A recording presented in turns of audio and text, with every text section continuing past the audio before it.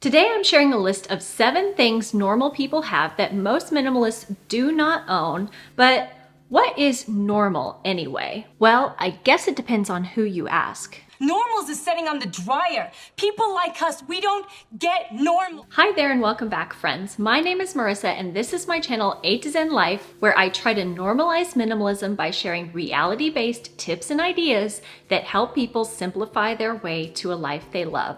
So if that sounds like your kind of thing, please make sure to give this video a thumbs up and maybe go down and hit the little red subscribe button and ring the bell to turn on all notifications so that you don't miss any of the helpful videos that I share here on my channel each week. So going back to defining what normal means to us, if you dive into the data and research about how the average person lives and what they own, there are all sorts of interesting tidbits that can help us determine what it means to be normal in the USA. And what research says is that the average household has around 300,000 items in it, and the average woman spends between $150 to $400 a month on clothing, but that she only wears around 10% of the items in her wardrobe, and that's because 33% are too tight and 24% are too loose. And we also know that 1 in 3 Americans think that their homes are too small and that they have so much stuff that between 20 and 47% of people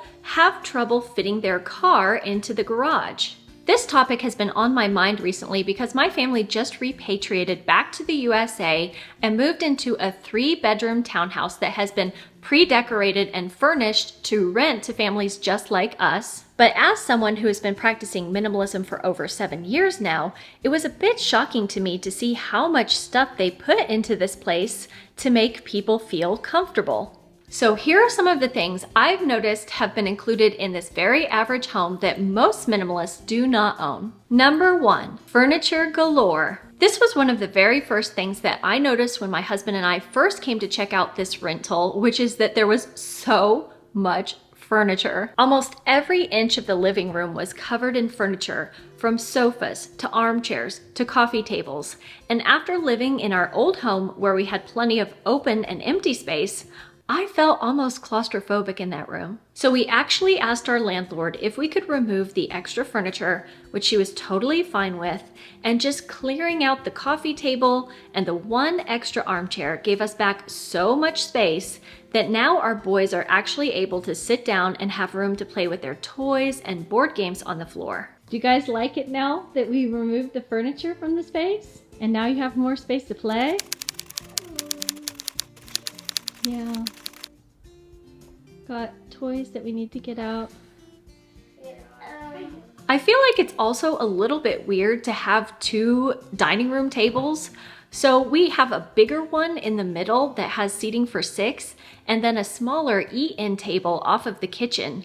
And we would have gotten rid of one of them if we could, but then we wouldn't have had enough table space to invite our friends and their kids over to have dinner with us here and there. So above all else, we need to be practical, and what's practical for us right now is to have enough table seating for 8 to 9 people. But if you are just starting to declutter or explore minimalist living, I would really encourage you to consider if you really use and need all of the furniture that you have in your home, because clearing out excess furniture can really give you a lot of space all at once. And another thing that can clear up a lot of space all at once is number 2 on this list, which is too many decorative pillows. I think a lot of people underestimate how much space extra pillows can take up in their home because pillows aren't heavy, but they have a lot of volume to them. And especially if you like to decorate and change your pillows out by season or for the holidays, all of those extra pillows can really eat up a lot of storage space in your closet or basement when you're not using them in the off season. And on top of that, especially if you have pets or kids, pillows can be really annoying to manage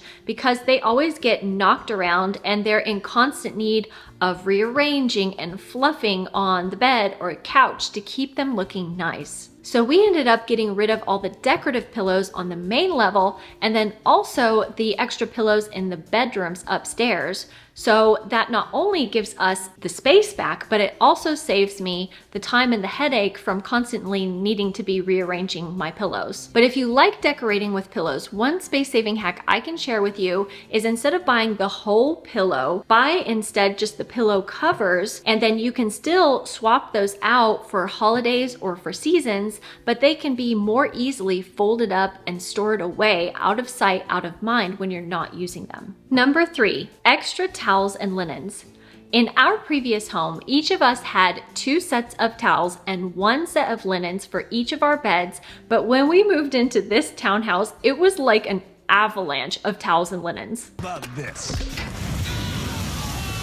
Every bedroom had 4 sets of towels and several changes of sheets and pillowcases, and in my experience, that's pretty common in most people's homes. And I usually don't like counting or putting a number on how much stuff a person can own in this or that category, but I really think that most people, like 99%, could get by with at maximum 2 sets of towels and linens. And I know this is a very divisive topic, and I always have people asking me, but what about if you or the kids get sick? Or what about if somebody has an accident in bed?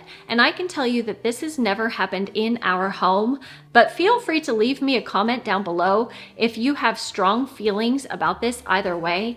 And I'd love to hear what your thoughts are on how many linens someone should own in their home. Number 4 is clocks, which is a bit of a weird one, I know, but most of the minimalists that I know don't own clocks, and that's because you can easily check the time by going to your oven or your microwave, or even just by looking at your smartphone. And since smartphones already have features like stopwatches and calendars and alarms built in, that means you don't need to own a separate device or devices to do the same job. I had actually forgotten how loud wall clocks can be until we moved into this home. And when I would sit down to write emails and edit YouTube videos at my desk, the tick tick ticking of the clock was so loud and distracting to me that I had to take it off the wall and remove the batteries so that I could work in peace again. Number 5 on this list is plastic hangers. And I have to say, plastic hangers were something that I didn't think about much or care about at all previously. But I can honestly say that swapping out plastic hangers for velvet ones has been one of the best things that I've ever done for my wardrobe. Not only do they look better, but they also have a lower profile and take up less horizontal space, which gives your clothes more room to breathe and is really helpful if your closet is on the smaller side. Also, I didn't realize how much time I was wasting picking up and rehanging my clothes because they would slip off of the plastic hangers and end up in piles on the floor, and the velvet hangers completely eliminated this issue. I know a lot of minimalists who like to use wood hangers for that really organic and natural look and feel, and I also prefer to use wood hangers for heavier items like our winter coats, for example. I will make sure to put a link to the velvet hangers that I use and love down in the description box below for you to check out if that sounds like something that you would like to explore. And if you do, I'm sure that you will be amazed at how something so small can have such a big impact. Number 6 on this list of things most minimalists do not own are single-use gadgets. I've noticed this particularly in the kitchen, where it seems like a lot of people think they need to own a ton of appliances or gadgets or gizmos to do this or that thing, whereas minimalists would tend to go for more multifunctional items that can serve multiple purposes and give you more bang for your buck. I just realized that we've got a koala photobomb going on in the background here. I mean, I think every minimalist kitchen should have a koala in it, don't you? What, your kitchen doesn't have a koala? That's so sad. So for example, the kitchen in our furnished rental has things like this pizza cutter and this cheese grater. But after almost 2 months here, I've never used either of these items a single time. And before we moved here, I also went 7 years without owning either of these things. Because when I wanted to do something like slice pizza or cut cheese. Stand back, everybody. I'm gonna cut the cheese.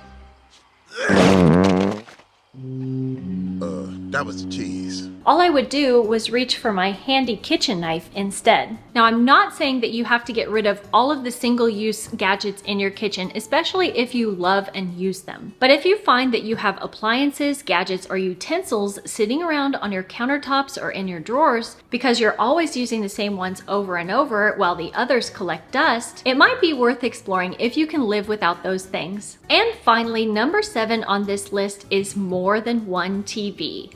When we first moved into this home, not only was there a TV in the living room, but there was also a TV in every bedroom, and we had our landlord remove all of the TVs except for the one that we kept here in the living room. I play Dr. Draper Moore. I'm sorry, I don't own a TV. You don't own a TV? What's all your furniture pointed at? According to one study from 2016, there were an average of 2.3 TVs in American homes, which was actually a decrease from 2009 levels. Now, I know a lot of minimalists who are actually much stricter than we are and choose not to own a TV at all. But as a family, we do enjoy watching TV and playing video games together, but we do try to limit TV usage to the weekend and do other fun screen-free activities throughout the week, like reading books or playing card games or chess, which actually happened to make the list of last week's favorite cozy habits for when life gets stressful and overwhelming. And if you want to check out that video and find out the rest of our minimalist family's favorite habits for getting cozy, make sure to go check out this video over here, or I'll see you next week. Until then, take care. Bye-bye.